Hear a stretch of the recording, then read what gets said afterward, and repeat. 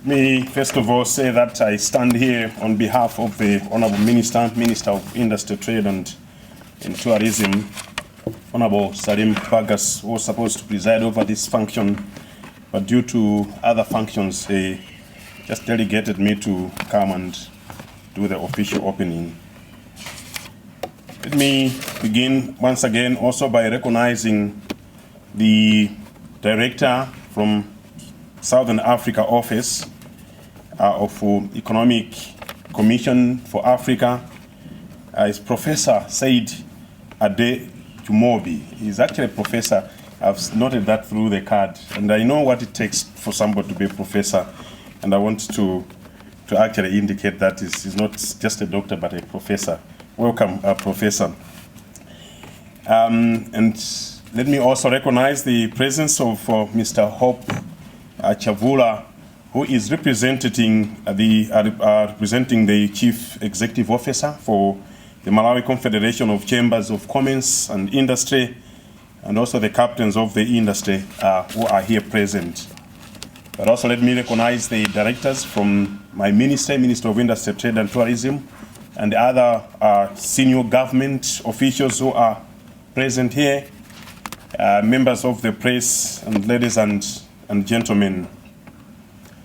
It gives me a great pleasure to be with you today at this sensitization workshop on the African Continental Free Trade Agreement.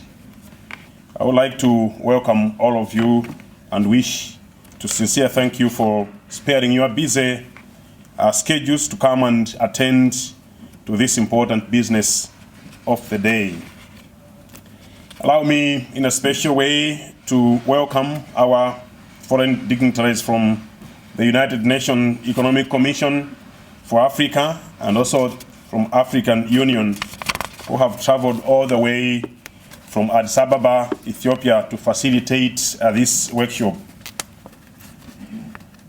The objective of our gathering, ladies and gentlemen, today is to decide on the ratification and share information with you and the general public about Africa Continental Free Trade Agreement, which Malawi signed on 21st March 2018 in Kigali, Rwanda.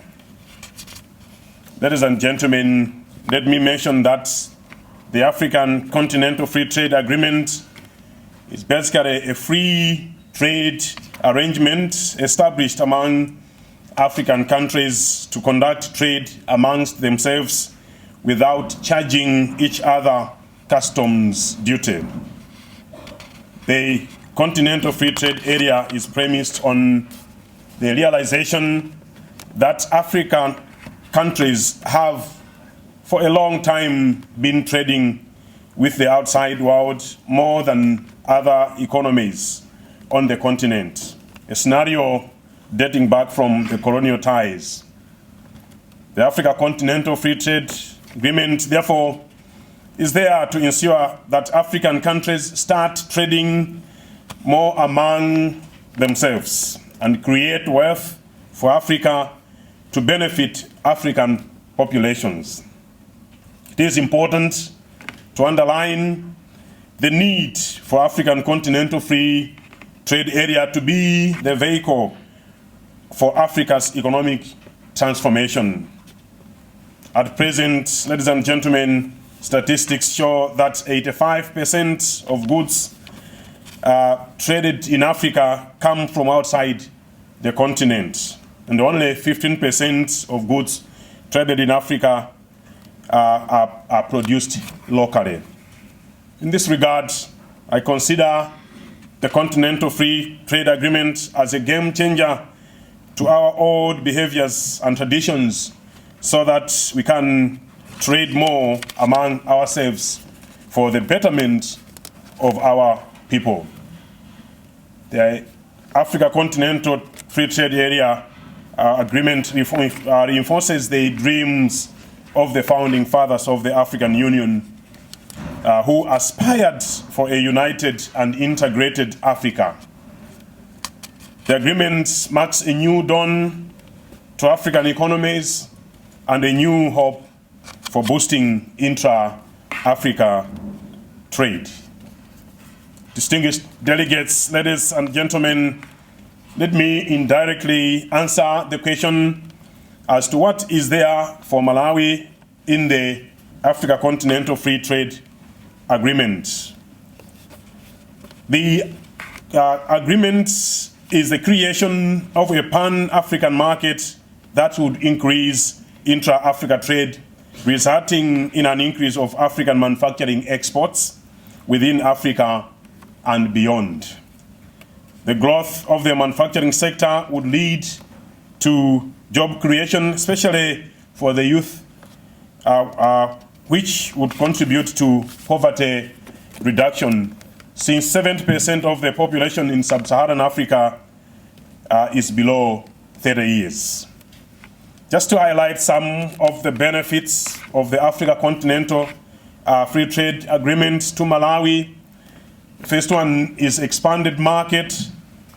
It is expected to bring together 55 African countries with a combined population of 1.2 billion, this including the growing middle class, and combined growth domestic product of more than 3.4 trillion US dollars.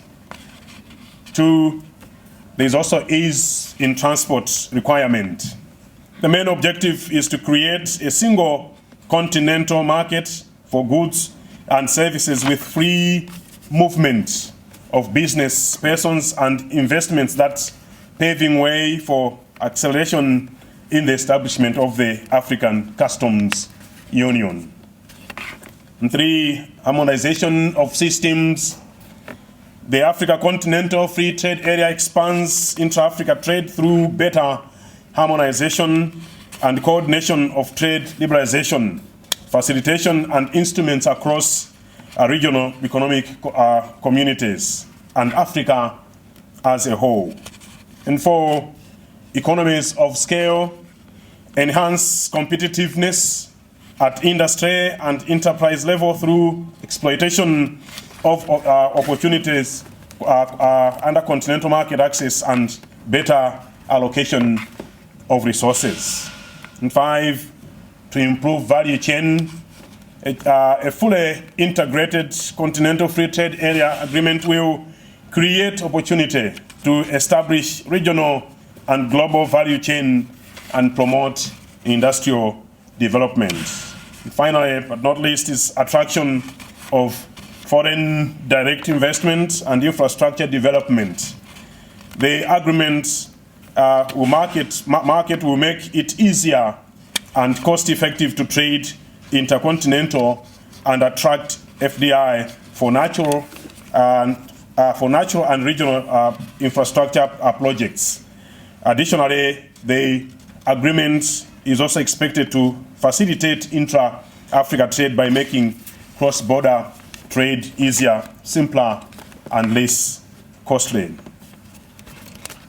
Distinguished delegates, ladies and gentlemen, overall, Malawi is proud of her decision to sign the above trade instrument, not only because Malawi became one of the founding members, but also because the agreement has accommodated Malawi's interest, which includes longer period of 15 years for liberalization against 10 years adopted by the majority.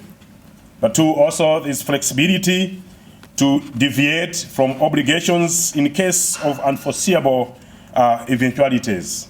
And three, favorable rules of origin that would promote our industries in the country, among others. And just finally, the agreement provides safeguards to cushion state parties in the event of emerging negative unforeseen circumstances. As a country which has premised its development on a trade-based economic strategy, Malawi is committed to the agreement and its ability to help create an efficient regional trade environment and rules-based system as an integral part of global economic and trade governance. We wish to propose that the Africa Continental Free Trade Agreement should go further to address productive and supply side constraints that have hindered most African countries like Malawi to take full advantage of the preferential market access offered to them. Moreover, the challenges posed by landlocked situation, which include inadequate transport infrastructure, insufficient and unreliable power and water supplies, policy deficiencies in standards, ICT connectivity, complex trade procedures, and documentation need special attention as we commence the implementation of the agreement. It is our considered view that the agreement will devise measures and systems to address these constraints so as to make a significant contribution towards achieving the sustainable development goals and the African Union Agenda of 2063. Distinguished ladies and gentlemen, let me also emphasize the point that the role of government is not to engage in business operations, but rather to create a conducive business environment for the private sector to operate with minimum hassles. The agreement therefore provides such positive environment for the private sector in Africa. When all is done, the onus is therefore on the private sector to take advantage of the prevailing market opportunities created by the agreement. This initiative should inform and encourage all stakeholders, particularly the private sector, to take advantage of the huge regional open market opportunities available now. It is important, ladies and gentlemen, for the private sector to produce and export high quality products in order to be competitive on the global market. In the modern commercial world, it is only innovation or innovative and competitive business which will succeed on the marketplace. I therefore wish to encourage the business captains in Malawi to put serious thoughts and efforts on the product innovation and diversification. This is crucial, ladies and gentlemen, because within the continent, we are at different levels of development. Other countries are more developed than others. Hence, much efforts are needed to get the necessary benefits from this agreement. Let me also mention that industrial technology and research is very crucial in building a competitive continental economy. You are all aware that for a long time, African economies have been exporting primary commodities, which have faced price fluctuations and in most cases, perpetual price decline. There will be reverse multiplier effect as long as we continue exporting raw commodities, which result in low export earnings, export jobs, and employment. The vicious circle retards meaningful development on the continent. It is therefore high time that Africa started processing and adding value to commodities such as petroleum products, minerals, agricultural commodities in order to realize high returns at regional and international markets. It is my conviction, ladies and gentlemen, that the ultimate beneficiary of the Africa Continental Free Trade regime is the private sector in Africa, including Malawi, as they will witness increased business opportunities in terms of unlimited market and economies of scale, which will result in reduced cost of doing business and improved efficiency and profitability.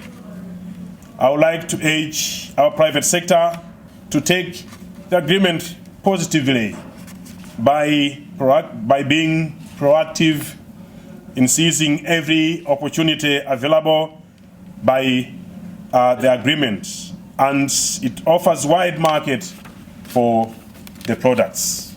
Further, it is time to start making necessary adjustments to your production process to adapt the Africa Continental Free Trade Agreement demand in the shortest period possible, thereby benefiting from first mover advantages. It is only when we are aggressive that we will be able to grow this economy. This then justifies why Malawi needs to ratify the agreement as soon as possible. Ladies and gentlemen, distinguished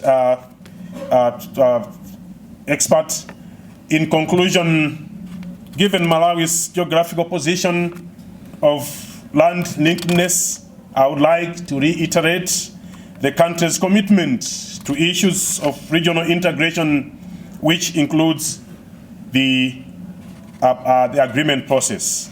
We are hopeful that the Africa Continental Free Trade Agreement will be another opportunity to deliver on the pressing issues facing the Africa continent. We however call on a heightened sense of urgency, mutual understanding, and flexibility to close the gaps in all the areas, not to leave countries worse off than before the African Continental Free Trade Agreement. Moving forward, ladies and gentlemen, you will recall that the Africa Continental Free Trade Agreement entered into force on 30th May 2019 after 22 states parties had ratified the agreement. Malawi is yet to ratify the agreement. It is time the country should take a decisive step to ratify the agreement before it becomes operational in July 2020. Given the foregoing, we employ upon the private sector to give its approval to government to ratify the Africa Continental Free Trade Agreement in view of the benefits accruing to it. The private sector in Malawi stands to benefit from adjustment financial support from again Afreximbank through the existing local banks to leverage their potential to take advantage of the Africa Continental Free Trade Agreement market opportunities. Finally, it remains for me, if I don't acknowledge financial and technical support provided by UNECA and Africa Union to enable us to host the two workshops in Lilongwe and here in Blantyre. Please accept our gratitude for the noble gesture provided to the Minister of Industry, Trade and Tourism. With these not few remarks, I declare this workshop officially opened, and may God bless all of us. Thank you very much for your attention.